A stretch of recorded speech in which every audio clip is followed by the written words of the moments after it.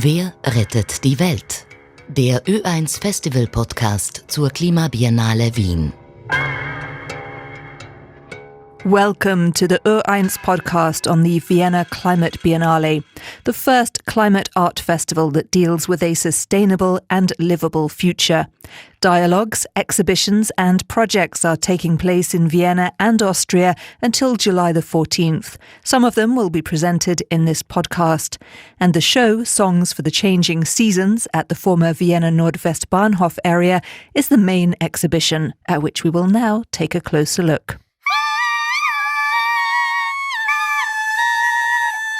Songs for the Changing Seasons is also a piece of music that can be listened to while walking through the entrance area of the exhibition. It is a composition by the artist Sophia Jernberg.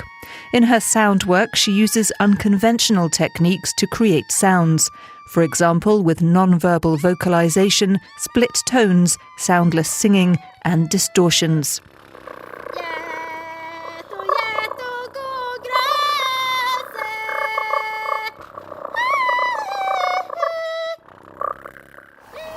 She is the genius of the title. Well, I think we had this idea that after the show called Persons, we would do a show called Seasons that picked up on some of the sort of missing gaps of the first one. Curators Philippa Ramos and Lucia Pietroiusti have been working on joint exhibitions for several years. They showed Persons, the predecessor project to Songs for the Changing Seasons, at the Vienna Biennale in the Dolomites in 2022. As the title suggests, it was about different forms of personality, but applied to the surrounding nature and non-human life. A second exhibition strand dealt with the coexistence of humans and animals, with migration and transhumance, which is also heavily dependent on seasons. The increasingly rapid change of these seasons was one of the reasons for the follow-up exhibition, says Lucia Pietroiusti. It's very interesting because what defines environmental breakdown and climate disaster really is also the fact that a position that we might hold culturally today might need to shift quite substantially as the planet shifts, right? And so I remember very clearly that up to a few years ago, there was a sense of the necessity or the obligation to have hope, this idea of active hope and Joanna Macy's concept. But then something started to set in as well as, we're looking at things like 1.5 degrees of warming becoming less and less probable. And we have to account for what those transformations also mean in terms of human and non-human lives and landscapes and livelihoods. In Songs for the Changing Seasons, Lucia Pietroiusti and Philippa Ramos reflect on the inevitability of planetary change caused by man-made climate change. Songs for the Changing Seasons is not an exhibition that explicitly addresses the theme of hope, but it is also the opposite of resignation or despondency. The idea of using songs for the title of an exhibition is also thinking what a song is and what a song can do, and thinking about notions such as rhythm or musicality in relation to art. According to curator Philippa Ramos, the exhibition is an invitation to an experience that goes beyond the visual. It's about rituals, gestures and practices that artists and people in general use to relate to a world that is changing. It's not catastrophe of an exhibition. Is a show that is thinking about these rituals, gestures, practices, and many of these practices are practices of relief, of closeness, of togetherness, and of even daily gestures that try to understand the ways in which forms of healing can be possible. Philippa Ramos understands the word healing not only in a spiritual sense. It's also about material healing.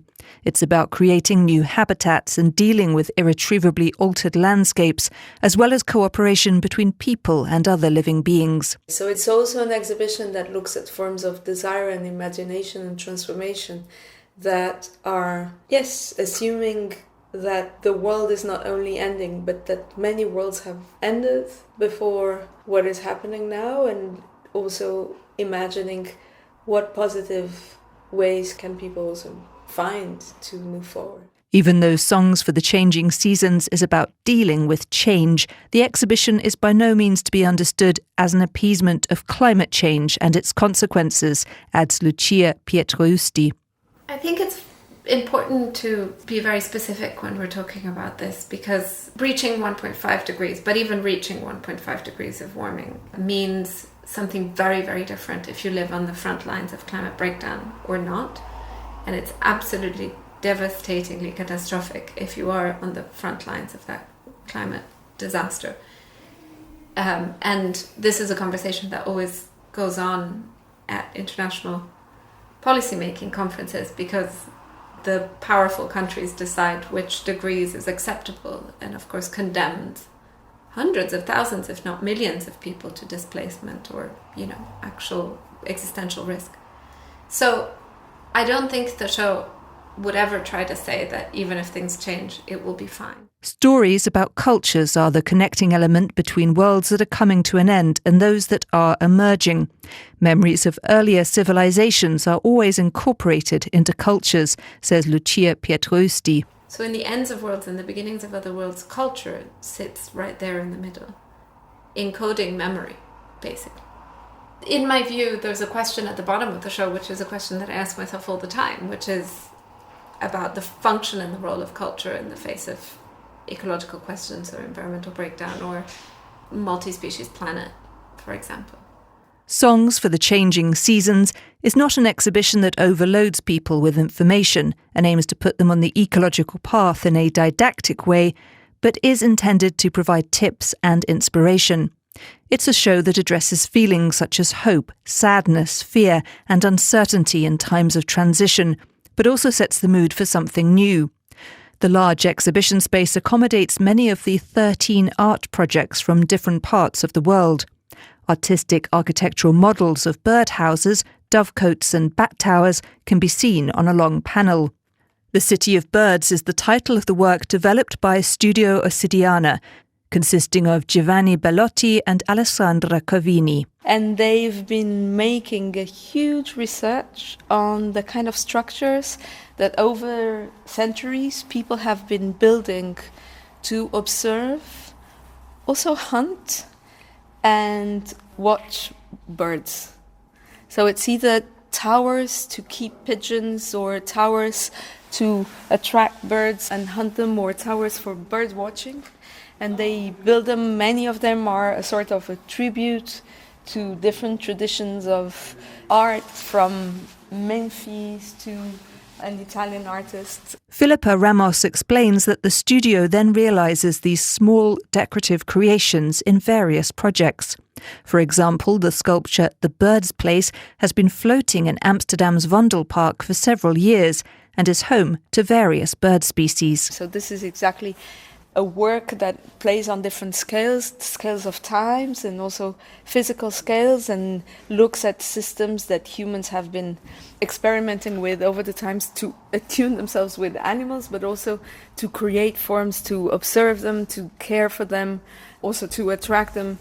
And it's also one of these works that we see this continuation of a study of relationships, on the one hand of reparation, of care, and on the other also of histories of some violence done to animals, and we think that this tension is also important. A book specially designed for the exhibition gives visitors an insight into the history of bird keeping and shows sources of inspiration from which Giovanni Bellotti and Alessandra Covini from Studio Ossidiana draw in their work. So in the centre, more or less, sort of 2/3 to the end, but central of the space, we have a structure, a blue structure, that holds sculptures made of bread.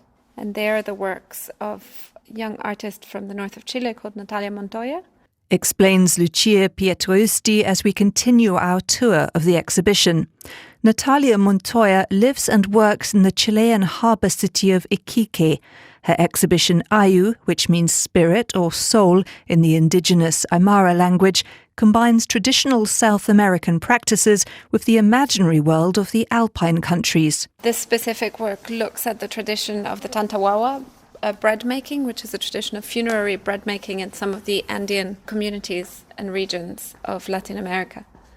And for this work, Natalia collaborated with a bakery in Vienna, so there are some elements of bread making and decorative, well, I suppose sculpture making through bread and decorative elements that hark back to the Andean tradition, and some of it that perhaps in some sense has a syncretic relationship with the Austrian tradition as well.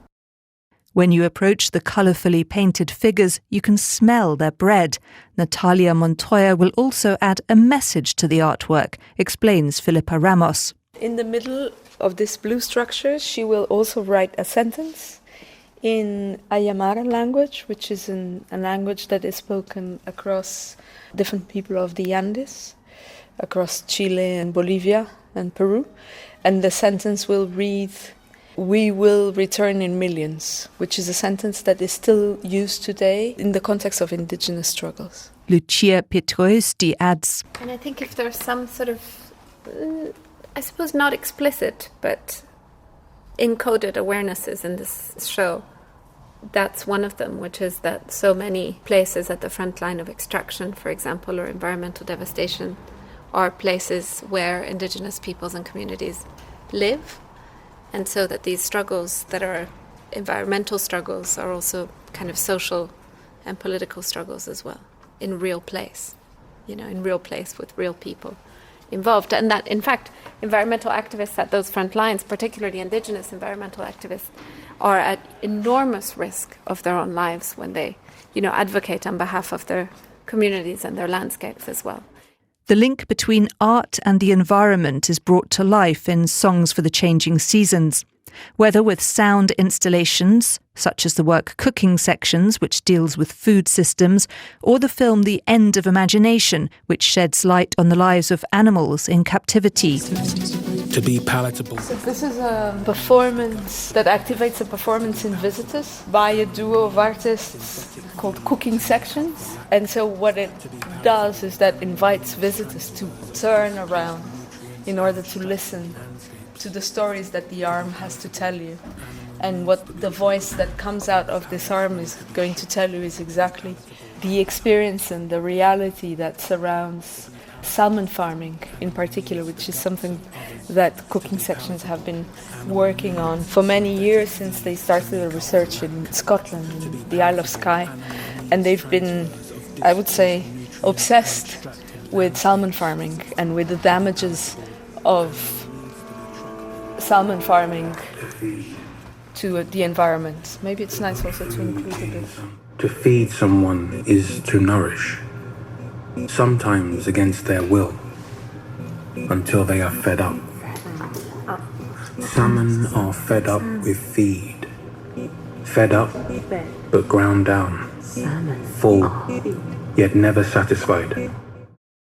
In their exhibition, Filipa Ramos and Lucia Pietroiusti do not focus on excessive information texts and sustainability teachings. Instead, they emphasise the connection between different forms of life and the hearing and seeing of change caused by man-made climate change. Something fundamental for me is the pleasure principle of art. And pleasure not in a very simple way of satisfaction, but actually what it gives you and what this that gives you triggers in you in desire for you to do. Songs for the Changing Seasons brings together art projects that deal with changes in the environment.